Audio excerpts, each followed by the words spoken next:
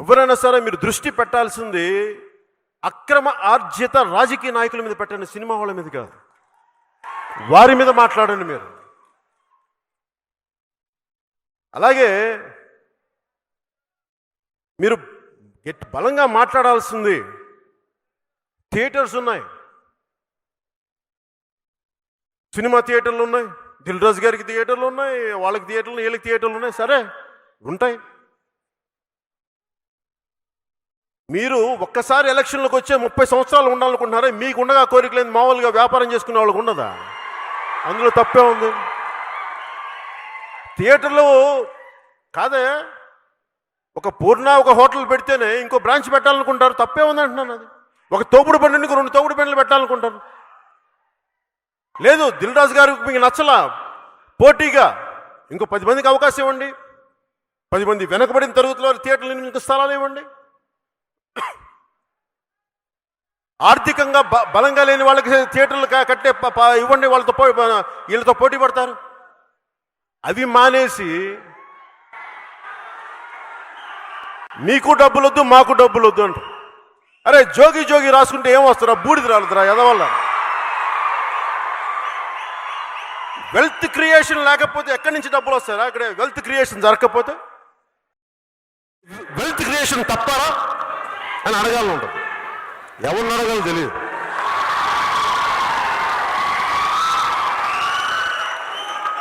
అరే నేను wealth creation చేయకపోతే ముగలేకి 2.5 లక్షల రూపాయలు ఇవ్వగలనా? నేను సైనిక పోటీ 1 కోటి రూపాయలు ఇవ్వగలనా? కరోనా నిధికి 2 కోట్ల రూపాయలు ఇవ్వగలమా? అరే వెల్త్ క్రియేషన్ జరగలరా సన్నాసులారా? అప్పుడు కదా డబ్బులు ఇవ్వగలిగారు. డబ్బులు సంపాదించారే అదే సన్నాసులు కూడా చెప్తున్నాను. నేను విసిగిపోయినా జీవితంలో. ఎందుకంటే వాడికి వంగి ఈడికి వంగి వాడికి వంగి వంగి వంగి వంగిపోయింది జీవితం. మీరేమో పవస్తారంటారు, వాళ్ళేమో సాగు దొప్పుతూ ఉంటారు మమ్మల్ని. నా పేరు చూపించి సినిమా ఇండస్ట్రీని సాగు దొప్పుతూ ఉన్నారు. ఆ వకీల్ సాబ్ అంటే దిల్ రాజు గారు, మీరు ఎందుకంటే సినిమా తీశారు మాతో చంపుతున్నారు? మీరు సినిమా తీయకుండా కానుంటే ఇప్పటికి ఆంధ్రలో సినిమాలు రిలీజ్ అయ్యింది. మీరు రెడ్డి వాళ్ళు రెడ్డి ఏదో తెలుసుకోండి, రెడ్డి తెలుసుకోండి.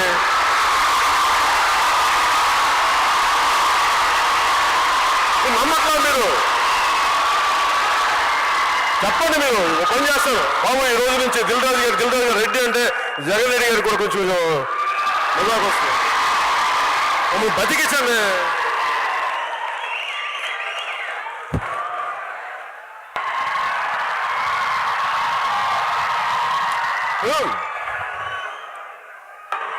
ఒకసారి ఫ్రాన్స్ లో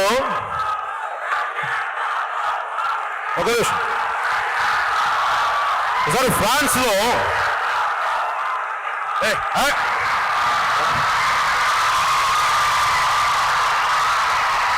ఒకసారి మీరు ఫిల్మ్ ఇండస్ట్రీకి చెప్పండి, ఫిల్మ్ ఇండస్ట్రీలో పెద్దలందరూ చెప్పండి. ఫ్రాన్స్ లో 16వ శతాబ్దం 17వ శతాబ్దంలో అనుకుంటా, దాదాపు 18వ శతాబ్దం లోపు చాలా మంది వ్యాపారవేత్తలందరూ కూర్చొని ఒక ఫ్రెంచ్ ట్రేడ్ మినిస్టర్తో కూర్చొని మాట్లాడుకుంటారంట. మా వ్యాపారాలు ఎలాగ చేయాలి, ఏం చేయాలి అలాగే మాట్లాడుకుంటా ఉంటే ఆ ఫ్రెంచ్ ట్రేడ్ మినిస్టర్ అన్నాడు, నేను మీకు ఏం చేయగలను చెప్పండి, ప్రభుత్వం తరఫున ఏం చేయగలని ఇట్లా గట్టిగా మాట్లాడుతుంటే వాళ్ళు అన్నారు, నువ్వేం చేయొద్దు, అక్కర్లేదు, మూసు కూర్చోను. ఏం చేయటం? లాస్ ఆఫ్ ఫే పాలసీ అని. ప్రభుత్వం ఏమి చేయకపోతే మా పనులు మేము చేసుకుంటాం. అంటే లీస్ట్ ఇంటర్వెన్షన్, అసలు ఇంటర్వెన్షనే కాకూడదు. ఈ రోజున ప్రభుత్వం, ముఖ్యంగా ఆంధ్రప్రదేశ్ ప్రభుత్వం అంటే వాళ్ళ గురించి అంటే దేవకట్ట గారి గురించి ధైర్యానికి మీకు జోహార్లు అర్పిస్తాను. దేవకట్ట గారు ఎందుకంటే ఒక బలమైన అభిప్రాయం చెప్పారు ఆయన. ప్రైవేట్ పెట్టుబడితోటి మేము సినిమాలు చేస్తే గవర్నమెంట్ కంట్రోల్ చేస్తానంటది ఏంటి? మీరు ఆలోచించండి లాజిక్. అలాంటప్పుడు వైసీపీ మద్దతుదారులు కూడా చాలా మంది ఉన్నారు. ఉదాహరణ మోహన్ బాబు గారే ఉన్నారు, మా సోదరులు. ఇప్పుడు సినిమా ఇండస్ట్రీకి అప్లై చేసిన రూల్, టికెట్లు మేము అమ్ముతా ఉన్నాం అంటే కష్టం మేము పడాలా, టికెట్లు మీరు అమ్ముకుంటారు, మీరు పెట్టి అమ్ముకుంటారు, ఓకే. అప్పుడు రేపు పొద్దున మోహన్ బాబు గారి విద్యానికేతన్ స్కూల్ ఏదో ఉంది, 5,500 మంది విద్యార్థులు. అప్పుడు వాళ్ళది కూడా జాతీయం చేయండి అమ్మా, వాళ్ళది కూడా మీరు ఆన్లైన్లో పిల్లలు ఆన్లైన్లో కలెక్ట్ చేసుకోండి.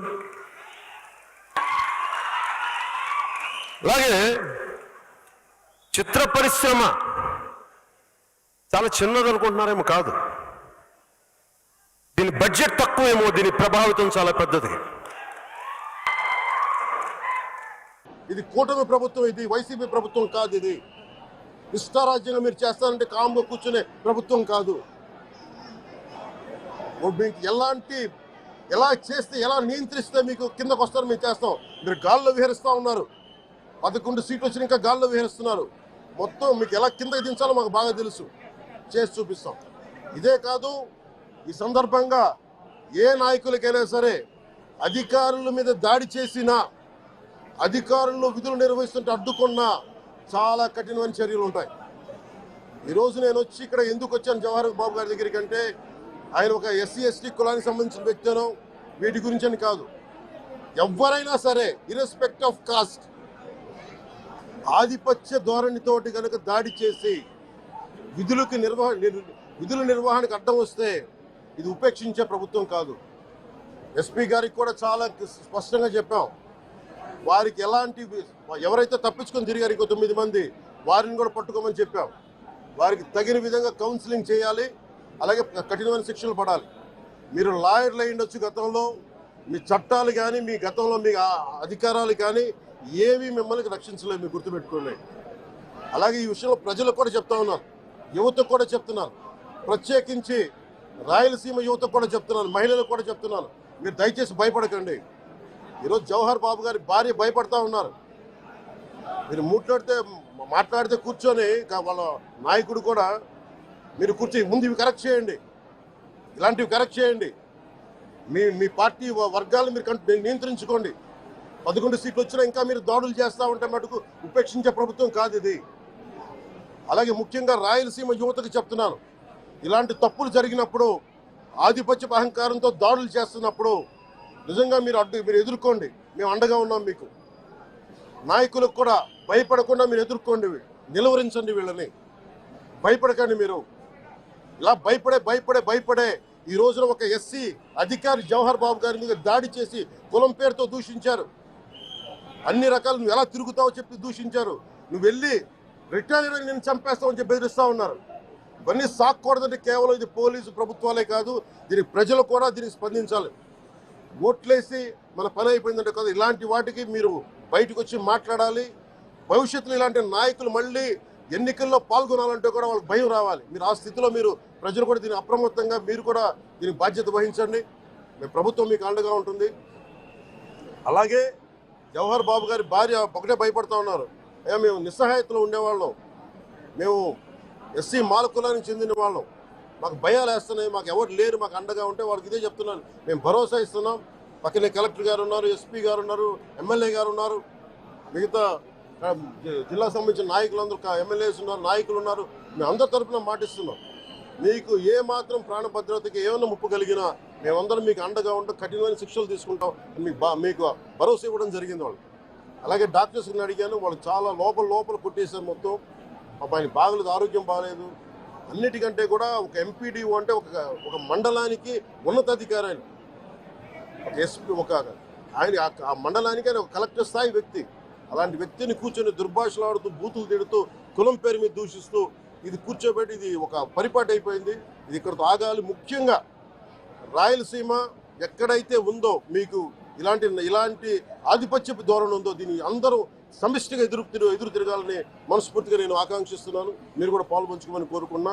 అలాగే చాలా స్పష్టమైన ఆదేశాలు ఇచ్చాం పోలీసు ఉన్నతాధికారులకు కానీ, కలెక్టర్ గారికి కానీ, ఎమ్మెల్యే గారికి, మొత్తం అందరం కూడా సమిష్టిగా ఒకటే నిర్ణయం తీసుకుని ఇలాంటి భవిష్యత్తులో రాకుండా పునరావృతం కాకుండా ఉండాలని మనస్ఫూర్తిగా మేమందరం నిలబడి ఉన్న ఈ మాట మీద. అందుకని ఇది తెలియజేసుకుంటూ ఇప్పుడు గాలివీడు మండలంకి వెళ్ళి ఎలా జరిగింది వీటి మీద నేను అక్కడ మాట్లాడుతూ ఉంటాను. అది కూడా కలెక్టర్ నా దృష్టికి తీసుకొచ్చారు ఇందాక దారిలో. నాగేంద్ర అని ఒక రైతు దాదాపు 3 ఆయన కుటుంబ సభ్యులు బిడ్డలతో సహా భార్యను కూడా ఒక్క నిమిషం సంబంధం ఇది నా దృష్టికి దిగని చెప్పారు నాకు. ఇది 2 అంశాలుగా మేము చర్చిస్తున్నాం. దీన్ని దాని ఇన్వెస్టిగేషన్ జరుగుతూ ఉంది. ఒకటి, అంతకు ముందు రోజే మ్యూటేషన్ మీద మేము తిరిగి ఆయన పొలం ఆయనకు వచ్చేస్తుంది, ఆయన ఎవరి దగ్గర అప్పు తీసుకున్నారంట. ఆ సదరు వ్యక్తి దగ్గర తిరిగి మ్యూటేషన్ తిరిగి ఆయన మీద రాయించుకోవడానికి ఆయన మ్యూటేషన్ కూడా జరిగింది. అంటే దాని అర్థం ఏంటంటే అప్పు తీర్చడానికి సంసిద్ధంగా ఉన్నారు, ఆయన దగ్గర డబ్బులు ఉన్నాయని అర్థం. ఈ పరిస్థితి ఆయన చీనీ తోటలోనే ఉరి తీసుకున్నారని చెప్పారు. చీనీ తోట కూడా కాపుకి వచ్చింది. అలాగే కొర్రల పంట వేశారు. ఆ కొర్రల పంట కూడా మొన్న హార్వెస్ట్ అయింది, దాన్ని కూడా దిగుబడి వచ్చింది, దాన్ని కూడా అమ్మేశారు. మరి ఇలాంటి పరిస్థితులు ఎందుకు జరిగింది అనేది మన కలెక్టర్ ఇందాక చెప్తా ఉన్నాను, శ్రీధర్ గారు చెప్తా ఉన్నాను. ఇది చాలా బాధాకరం అనిపించింది. వారికి మనస్ఫూర్తిగా నేను నా గుండె లోపల నుంచి నేను సానుభూతిని తెలియజేస్తున్నాను, ప్రగాఢ సానుభూతిని.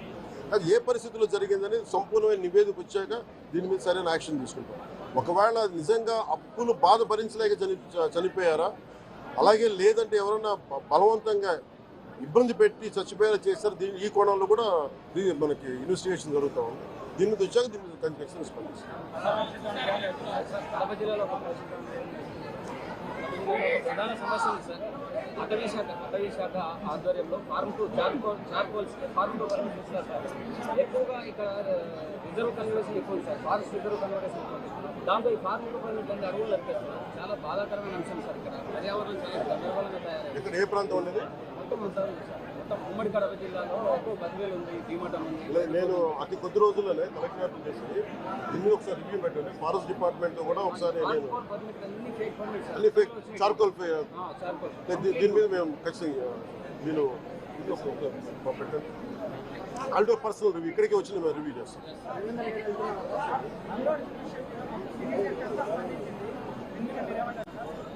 రెలవెంట్ ఇక్కడ మనుషులు చచ్చిపోయి సినిమాల గురించి మాట్లాడుతున్నాం. కొంచెం పెద్ద మనుషులు,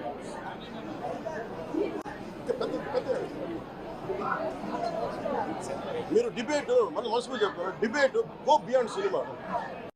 ఈయన చెప్తుంది ఏముంది, గోల్ అరాచకం వాటి మీద మాట్లాడు, పెద్ద మాట్లాడు. సినిమా